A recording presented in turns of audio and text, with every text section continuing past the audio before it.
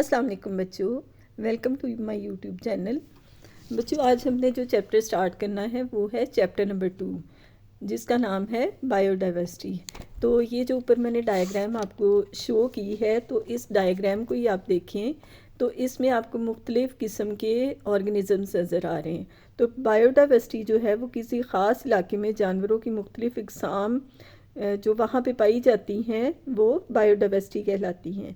इसमें सारे एनिमल्स भी आ जाते हैं, इसमें सारे प्लांट्स भी आ जाते हैं, इसमें सारे जो कीड़े मकोड़े हैं वो भी आ जाते हैं। अगर वहाँ पर पानी मौजूद है तो पानी में जितने भी ऑर्गेनिज़म्स पाए जाते हैं वो भी सारे इसमें आ जाते हैं।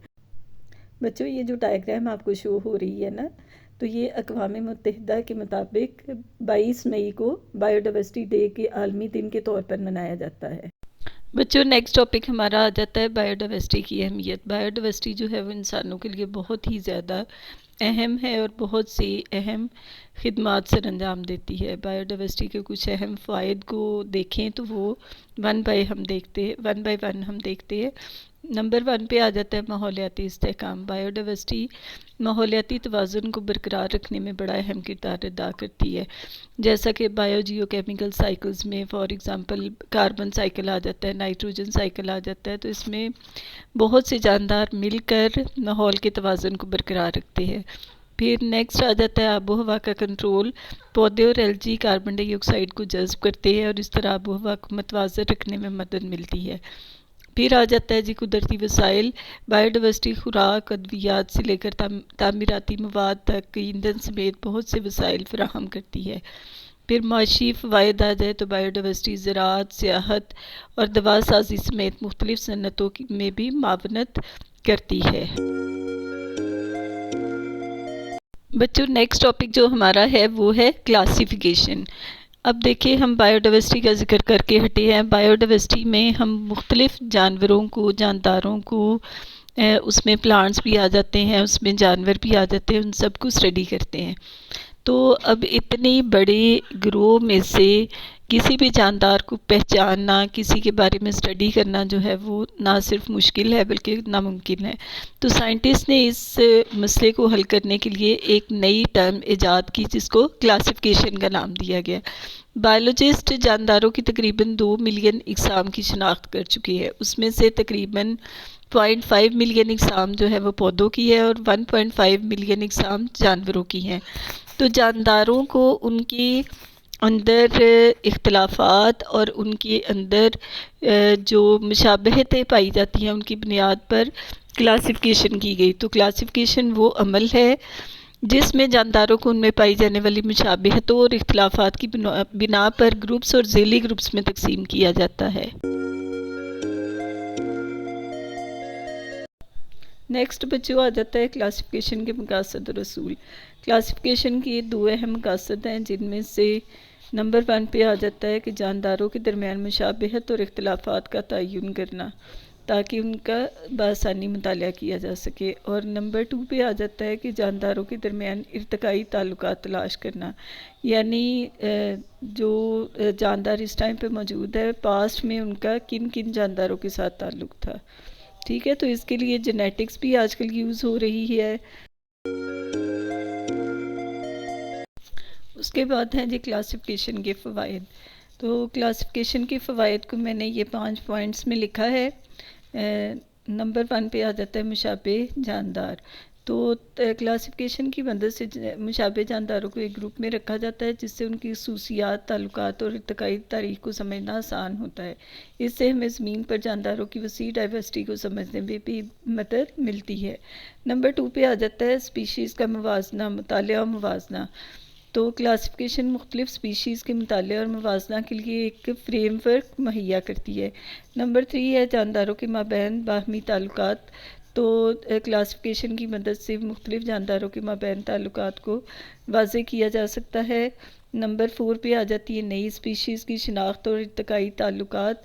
तो क्लासिफिकेशन इसमें भी काफ़ी हेल्प करती है। नंबर 5 पे आ जाता है बायोलॉजिस्ट के लिए मुकामी मुश्तरका ज़बान। तो क्लासिफिकेशन जो है दुनिया भर के बायोलॉजिस्ट के लिए एक मुश्तरका ज़बान फ़राहम करती है जो जानदारों के मुताले में मौसर राब्ता मुमकिन बनाती है। मजमूई तौर पर क्लासिफिकेशन दुनिया को समझने और बायोडाइवर्सिटी के तहफ़्फ़ुज़ के लिए बहुत अहम है। 9th क्लास क्लासिफिकेशन के बाद नया जो टॉपिक आता है वो है टेक्सोनॉमी के दर्जात। तो टेक्सोनॉमी जो है वो जानदारों को जिन ग्रुप्स में तकसीम किया जाता है इनको टेक्सोनॉमी के दर्जात यानी टैक्सा और सिंगुलर में टैक्सॉन कहते हैं। तो बच्चों ये सिस्टम जो था ये स्वीडन के एक बायोलॉजिस्ट कार्लस लीनियस ने 1735 में ये सिस्टम मुतारिफ़ करवाया था, इसीलिए इसको लीनियस सिस्टम कहते हैं। इस सिस्टम के मुताबिक उसने 7 दर्जात तजवीज़ किए थे जो कि स्टार्ट होते हैं किंगडम से। किंगडम, फाइलम या division, class, order, family, genus और स्पीशीज़। अगर इस डायग्राम में देखें तो देखिए सबसे ऊपर आ जाते हैं जानदार, उसके बाद फिर डोमेन, फिर kingdom, phylum, class, order, family, genus और स्पीशीज़। और अगर हम इसको वन बाय वन देखें तो डोमेन जो है ये टैक्सोनॉमी का आला दर्जा है। तो तमाम जानदारों को 3 डोमेन्स में तकसीम किया जाता है, डोमेन आर्किया, डोमेन बैक्टीरिया और डोमेन यूकरिया। उसके बाद अगला दर्जा आ जाता है जी किंगडम। किंगडम में जो डोमेन्स हैं उनको किंगडम्स में चेंज किया जाता है, तकसीम किया जाता है। मिसाल के तौर पर डोमेन यूकरिया को 4 किंगडम में तकसीम किया जाता है जो कि एनिमिलिया, प्लांटी, फंजाई और प्रोटिस्टा। उसके बाद अगला दर्जा आ जाता है डायग्राम में आप देखिए तो फाइलम। पौधों और फंजाई के लिए इस दर्जा को डिवीजन कहते हैं और हर किंगडम मज़ीद करीबी ताल्लुक़ रखने वाले फाइलम्स या डिवीजन्स में तकसीम होता है। उसके बाद नेक्स्ट आ जाता है जी क्लास, जो ज़्यादा करीबी ताल्लुक़ रखने वाले जानदार हैं उनको क्लासेस में तकसीम किया जाता है। फिर उससे ज़्यादा करीबी जो ताल्लुक़ रखने वाले होते हैं उसको ऑर्डर्स में तकसीम किया जाता है। फिर और ज़्यादा करीबी ताल्लुक़ रखने वाले जानदार जो हैं उनको फैमिलीज़ में तकसीम किया जाता है। उसके बाद जो ज़्यादा करीबी ताल्लुक़ रखने वाले हैं उनको जीनस में तकसीम किया जाता है। बच्चों जो सबसे निचला दर्जा है ना वो स्पीशीज़ का है। ये क्लासिफिकेशन का सबसे निचला दर्जा है। एक स्पीशीज़ ऐसे जानदारों का ग्रुप है जो आपस में तौलीद के लिए ऐसे नए जानदार पैदा कर सकते हैं जो तौलीद की सलाहियत रखते हैं। बच्चों ये जो डायग्राम आपके सामने है इसमें देखिए आपको डिफरेंट स्पीशीज़ नज़र आ रही हैं, ठीक है। तो ये डिफरेंट एनिमल्स डिफरेंट स्पीशीज़ कहलाती हैं। बच्चों ये देखिए अब आपके सामने जो टेबल है उसमें फ्रूट फ्लाई, इंसान और मटर, इन तीनों की जो है क्लासिफिकेशन वो आपको दी हुई है। तो इसको आप देखिए कि इसमें डिफरेंट लेवल्स बयान किए गए हैं, ठीक है।